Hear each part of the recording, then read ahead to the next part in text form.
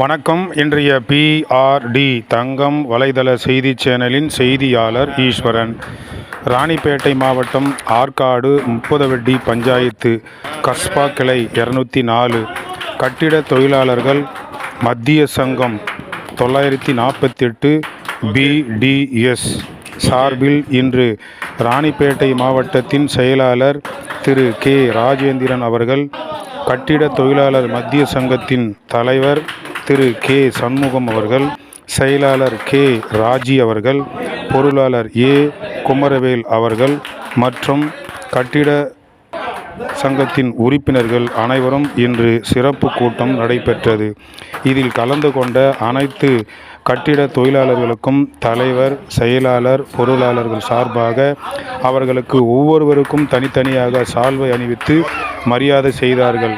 அப்பொழுது தலைவர், செயலாளர், பொருளாளர் மற்றும் மாவட்ட செயலாளர்கள் கட்டிடம் தொழில் செய்யக்கூடிய அனைத்து உறுப்பினர்களும் தொழிலை செய்யும் போது பாதுகாப்பாகவும் நேர்த்தியாகவும் சிறப்பான முறையில் செய்து கொடுக்க வேண்டும். அதே போன்று தன்னுடைய அடிப்படை தேவைகள் அனைத்தையும் அவ்வப்போது சங்கத்திற்கு தெரிவித்து தன்னுடைய குறைகளை நிவர்த்தி செய்து கொள்ள வேண்டும் என்று மாவட்ட செயலாளர், மாவட்ட தலைவர், பொருளாளர், செயலாளர் ஆகியோர் இந்த சிறிய கூட்டத்தில் தெரிவித்தார்கள். அதைத் தொடர்ந்து அனைவரும் சிறப்பு ஏற்றுக்கொண்டு சென்றனர்.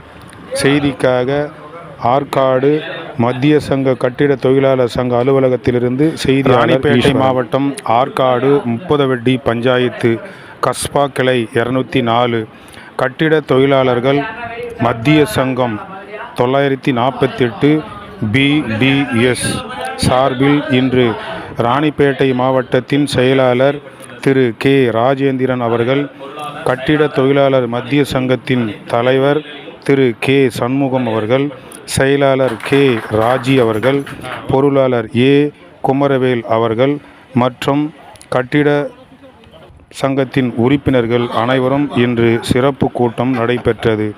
இதில் கலந்து கொண்ட அனைத்து கட்டிட தொழிலாளர்களுக்கும் தலைவர், செயலாளர், பொருளாளர்கள் சார்பாக அவர்களுக்கு ஒவ்வொருவருக்கும் தனித்தனியாக சால்வை அணிவித்து மரியாதை செய்தார்கள். அப்பொழுது தலைவர், செயலாளர், பொருளாளர் மற்றும் மாவட்ட வணக்கம். இன்றைய பிஆர்டி தங்கம் வலைதள செய்தி சேனலின் செய்தியாளர் ஈஸ்வரன்.